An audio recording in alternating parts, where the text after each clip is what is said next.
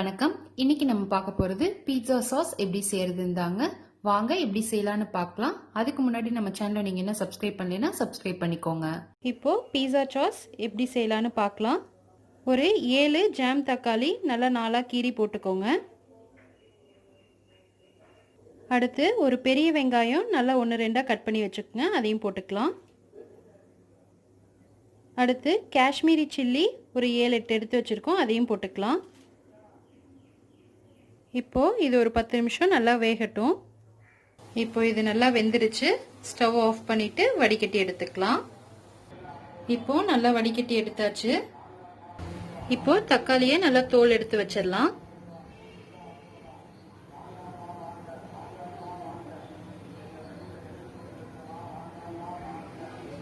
இதை தனியாக எடுத்து வச்சிருங்க. இதே மாதிரி எல்லாத்துக்கும் தோல் உரிச்சிடலாம். கொஞ்சம் சூடோடய உரிச்சிங்கன்னா தான் நல்லா வரும்.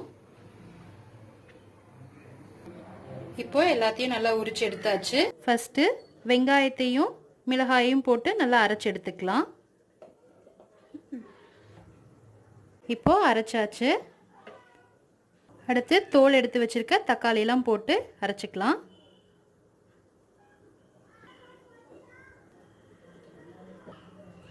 இதெல்லாம் 1-2 அரைச்சு எடுத்துக்கலாம். இது மாதிரி நல்லா அரைச்சிக்கோங்க. ஃபஸ்ட்டு ஒரு பேன் வச்சுக்கோங்க. அதில் 2 டேபிள் ஸ்பூன் எண்ணெய் ஊற்றிக்கோங்க.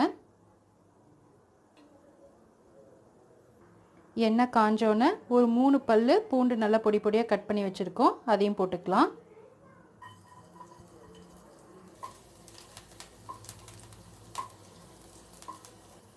பூண்டு நல்லா வதங்கணும்.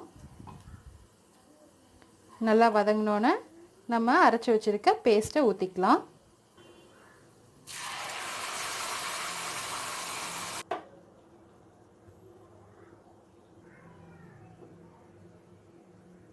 உப்பு தேவையான அளவு ஆட் பண்ணிக்கலாம்.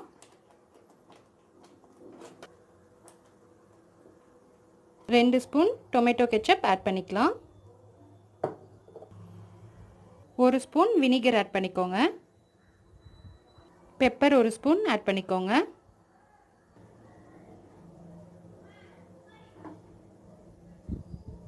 ஒரு ஸ்பூன் சில்லி ஃப்ளேக்ஸ் ஆட் பண்ணிக்கலாம். சுகர் 1 ஸ்பூன் ஆட் பண்ணிக்கலாம். நல்லா மிக்ஸ் பண்ணி விடுங்க. புளிப்பு பத்தலைன்னா இன்னும் 2 ஸ்பூன் கூட டொமேட்டோ கெச்சப் நீங்கள் ஆட் பண்ணிக்கலாம். எங்களுக்கு கரெக்டாக இருந்துச்சு.